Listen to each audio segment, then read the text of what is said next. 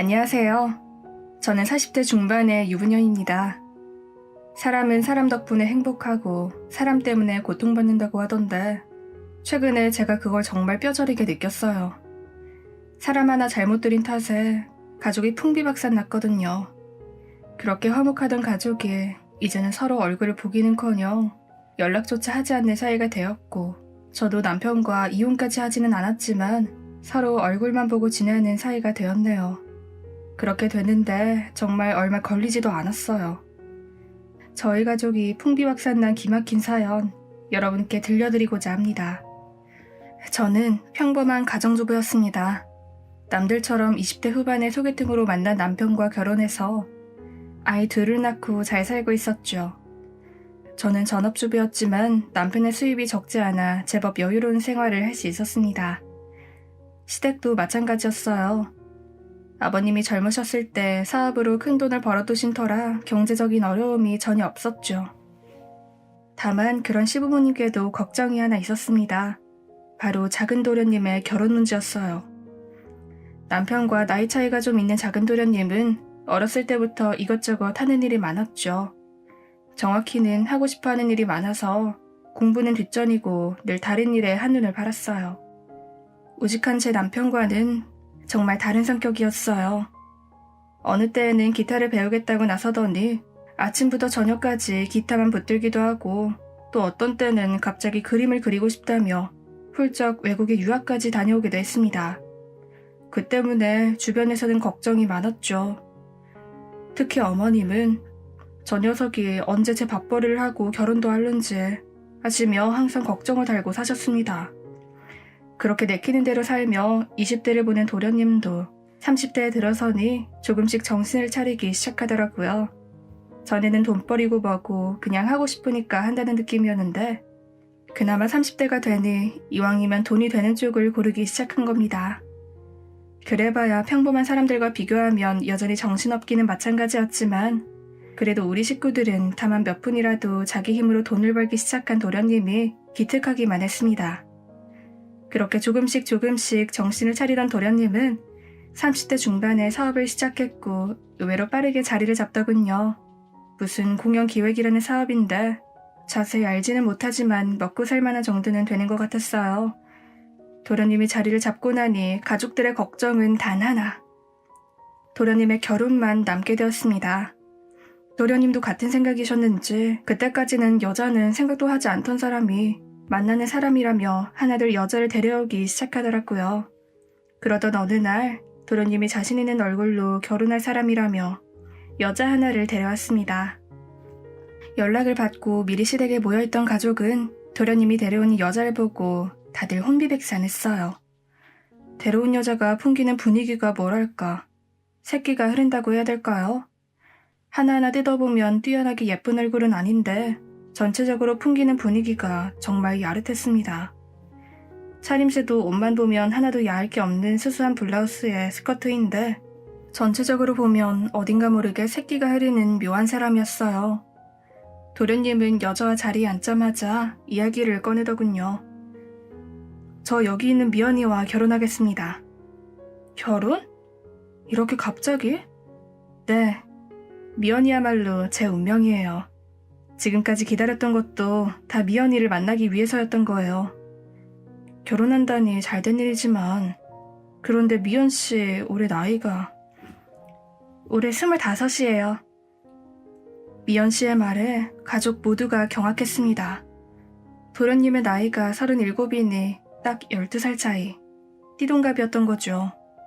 아버님 어머님도 아무리 도련님의 혼사가 중요해도 남의 집 귀한 딸에게 차마 못할 짓이라고 생각하셨는지 연신 고개를 갸웃거리며 나이 차이가 많은데 정말 결혼할 생각이냐. 내 아들이지만 워낙 정신없이 살아서 벌어놓은 돈도 많지 않은데 괜찮겠냐. 결혼을 허락받는 자리인데 오히려 아버님 어머님은 여자에게 도련님과의 결혼을 허락받는 것 같은 느낌이었죠. 그런데 아가씨는 말없이 싱긋 웃으며 고개만 끄덕거렸어요. 그런데 그게 또 느낌이 이상하더라고요. 사랑하는 사람과 결혼을 앞두고 행복해서 웃는 표정이 아니라 어딘가 모르게 야하고 유혹하는 느낌이 든다고 할까? 하여튼 같은 여자로서 보기 불편할 정도였어요. 그래도 어쨌든 서로 마음이 맞아 결혼까지 생각한 거고 양가 부모님도 반대가 없으셔서 두 사람의 결혼은 일사천리로 진행되었습니다. 하지만 가족들은 걱정이 많았죠. 워낙 도련님이 이것저것 관심이 많은 분이셨거든요. 지금은 저렇게 동서에게 빠져서 간이고 쓸개고 다 빼줄 것처럼 굴어도 언제 어떻게 변덕을 부릴지 알 수 없었으니까요. 게다가 나이 차이도 워낙 많이 나니 동서 입장에서는 몇 년만 지나면 자신은 아직 30도 안 됐는데 남편은 40이 돼버리니 억울하다고 생각할 만도 하고요. 하지만 모두의 걱정과는 달리 두 사람은 옆에서 지켜보는 사람들이 얼굴을 붉혀할 정도로 꾀를 볶으며 말 그대로 신혼다운 신혼을 보내더군요. 결혼하기 전부터 두 사람은 아이는 갖지 않겠다고 공언해두었고 시부모님들도 그것까지는 바라지도 않으셨으니 정말 아무 거리낌 없이 두 사람끼리 행복하게 살더라고요. 그렇게 동서는 저희 가족 안에 서서히 자리를 잡았습니다. 다만 동서의 나이가 워낙 어린 탓에 여러 가지로 잘 모르는 건 있었어요. 몇 번의 명절을 치르고 가족 행사를 치르며 좀 힘들어 하더라고요. 그래서 안타까운 마음에 제가 붙어서 여러 가지 알려주었고 그렇게 저와 동서는 자주 같이 시간을 보내게 되었습니다. 솔직히 처음 동서를 만났을 때는 흐르는 분위기며 하는 행동 하나하나가 마음에 들지 않았어요. 그런데 막상 이야기를 나누며 가깝게 지내다 보니 동서는 전혀 그런 사람이 아니더라고요. 넉넉한 집안에 외동딸로 태어나 금이야 오기야 귀하게 자랐고 대학교를 졸업하자마자 거의 곧바로 도련님과 결혼한 거였어요. 그러다 보니 사람이 그렇게 순진할 수가 없더라고요. 예의도 바르고 공손한 데다 착하기까지. 정말 제가 다 반할 지경이었죠. 그래서 시간만 나면 동서와 함께 시간을 보내게 되었어요. 그런데 어느 날인가부터 동서의 차림새가 좀 눈에 띄기 시작하더라고요. 동서, 그 가방은 못 보던 건데 그거 명품 아니야? 네? 아, 네, 선물 받았어요.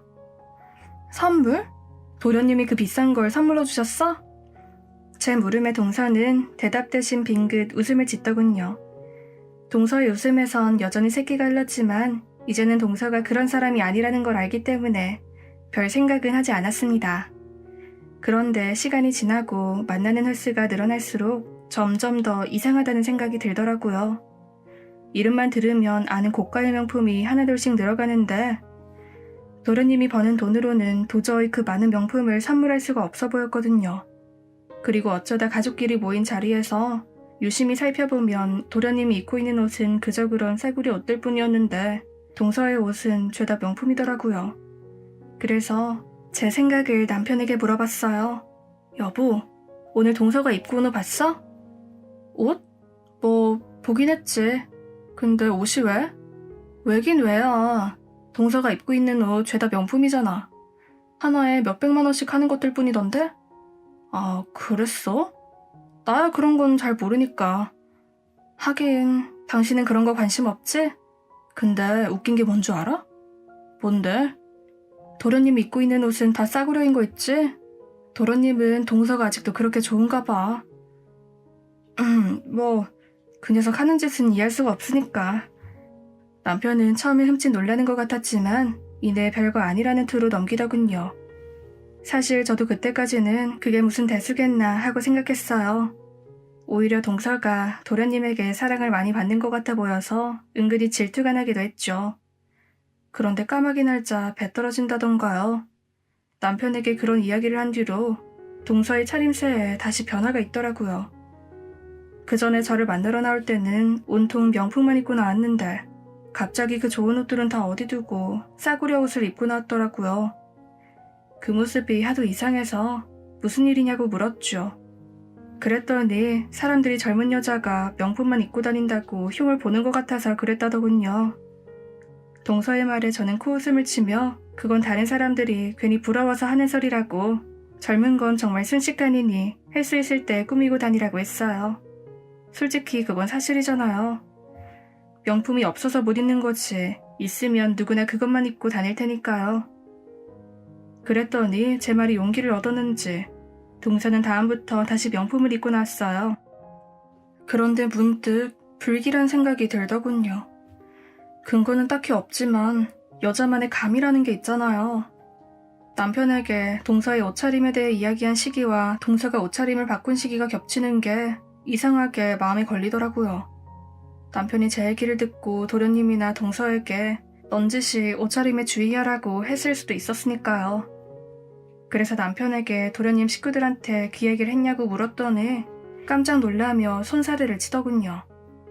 평소라면 아무렇지 않게 넘어갔을 일이었는데 펄쩍 뛰는 남편을 보니 어쩐지 느낌이 안 좋았습니다. 그러다 결국 사건이 벌어졌습니다. 아무리 숨겨도 결국 드러나기 마련인 일이었던 거죠. 그날은 모처럼 동창회가 있어서 남편에게 미리 좀 늦을 거라는 말을 해두고 일찍 집을 나왔어요. 몇 년 만에 만난 동창들이고 다들 아줌마 아저씨가 한자리에 모이다 보니 이야기가 끊이질 않더군요. 그렇게 즐겁게 대화를 나누고 있었는데 조금 이른 시간에 동창들이 하나둘씩 일어나더군요. 아무래도 다들 가정이 있다 보니 어쩔 수 없었겠죠. 그렇게 동창회는 생각보다 훨씬 이른 시간에 끝이 났고 저도 일찍 집에 돌아왔습니다. 집에 돌아와 현관에 들어서니 유치원에서 돌아와 한창 시끌벅적해야 할 아이들의 목소리가 들리지 않더라고요. 아무래도 이상해서 집으로 들어갔는데 너무나 충격적인 장면을 목격하고 말았습니다. 남편과 동서가 알몸으로 뒤엉켜 있는 모습이었어요. 저는 너무 놀라 아무 말도 못한 채 눈만 끔벅거릴 수밖에 없었어요. 눈으로 보고 있는데도 믿을 수가 없더라고요.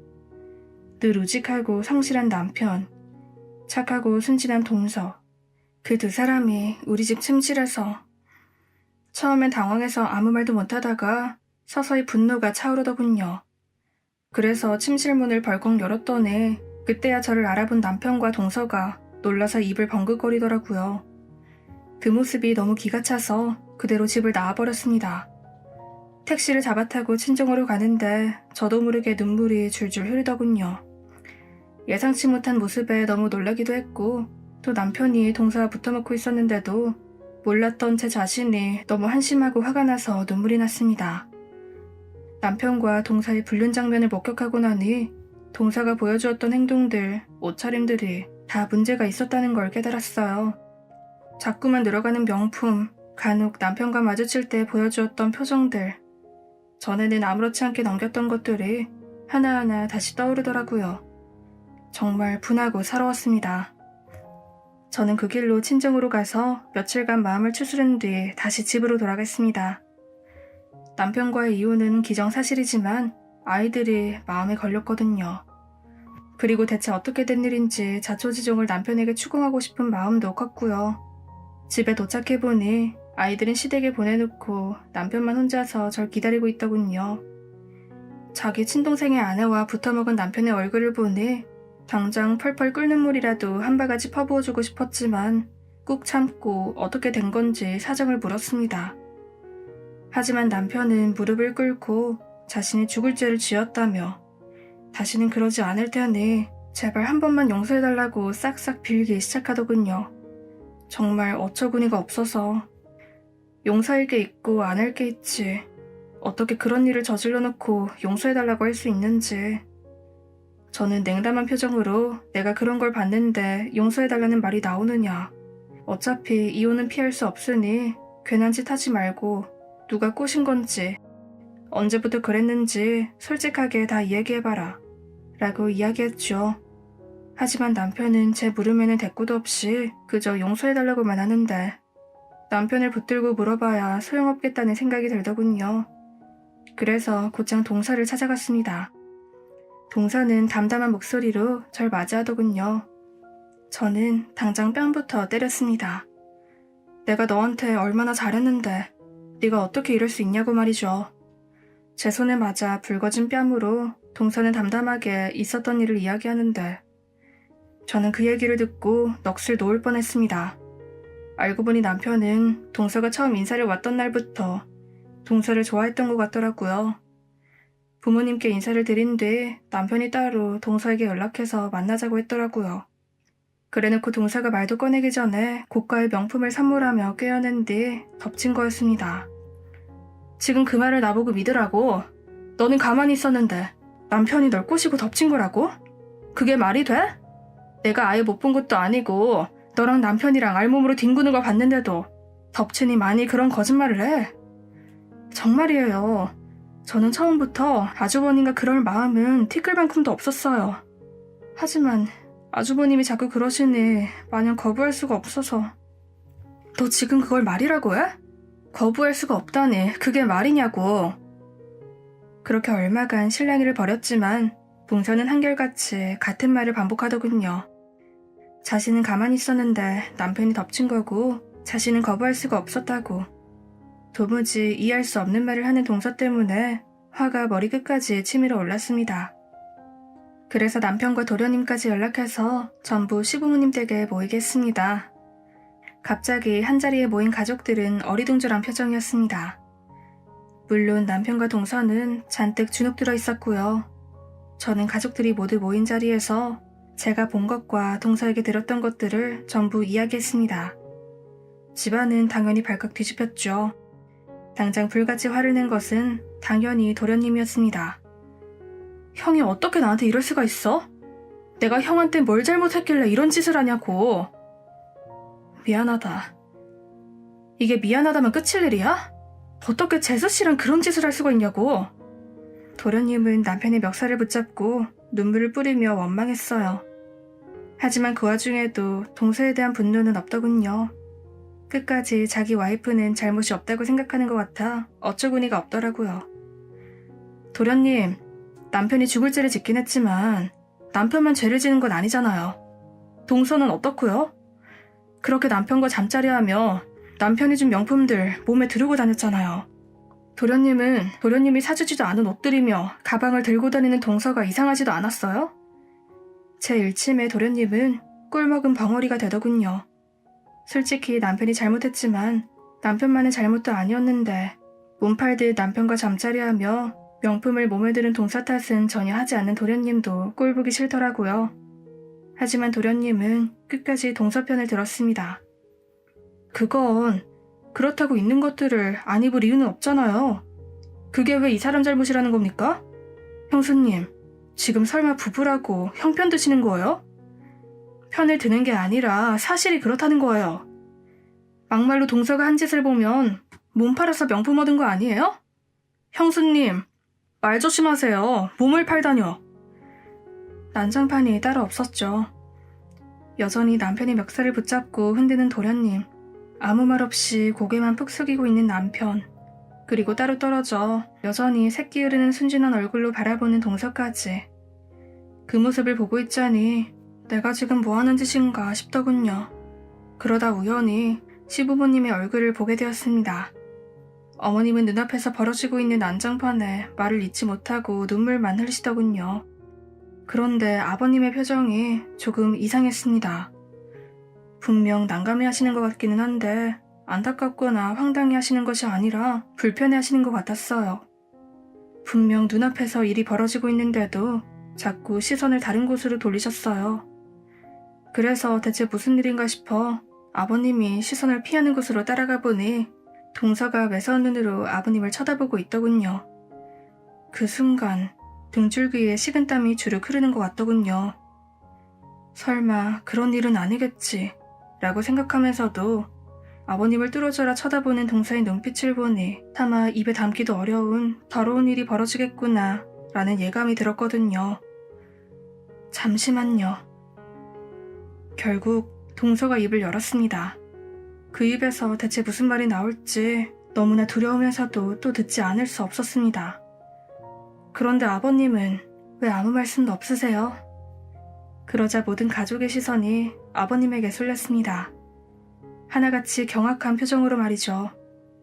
그런 상황에서 동서만이 혼자 담담한 목소리로 결혼 후 있었던 모든 일을 털어놓기 시작했습니다. 그 얘기를 가만히 듣고 있다 보니 정말 동물의 왕국이 따로 없더군요. 처음 시부모님께 인사를 드린 뒤 얼마 지나지 않아 제 남편이 동서에게 연락해 따로 만나기 시작했고 도련님이 사업 때문에 한창 바쁘던 시기에 처음 잠자리를 가졌다고 하더군요. 그런데 남편과 관계를 갖고 얼마 안 돼서 이번엔 아버님이 동서에게 접근하기 시작하셨더라고요. 명절이라 가족들이 모두 모인 날이었는데 도련님은 해외 출장 중이라 참석하지 못했던 때가 있었거든요.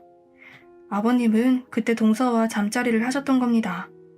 그런데 동서는 시종일관 자신은 누구도 유혹하지 않았고 아버님도 남편도 모두 먼저 다가와 강제로 덮쳤다고 주장했습니다. 여보, 이게 사실이에요? 네? 정말 당신이 둘째 며느리를... 당신도 말해봐. 당신이 덮친 거야? 그럼 그날 내가 본 건 뭔데?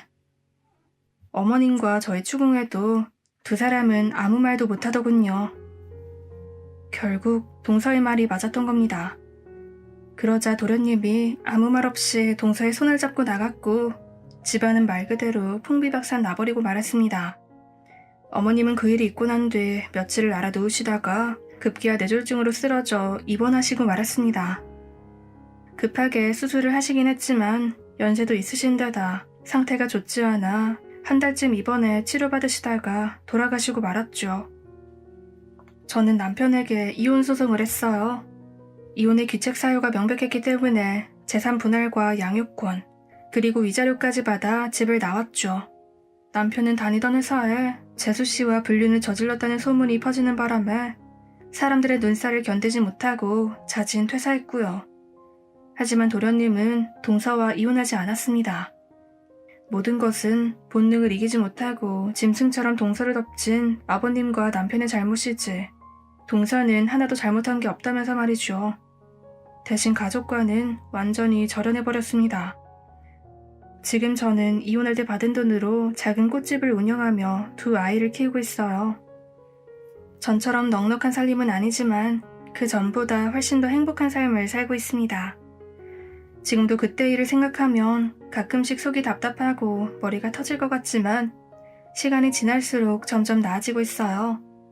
지금은 시간이 좀 지난 일이기는 하지만 이렇게 제가 겪은 사연을 누군가에게 꼭 이야기하고 싶었어요.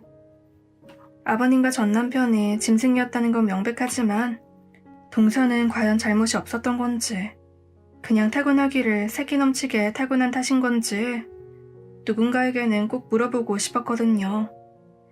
제 사연을 들으시고 어떻게 생각하시는지 의견 남겨주시면 감사하겠습니다.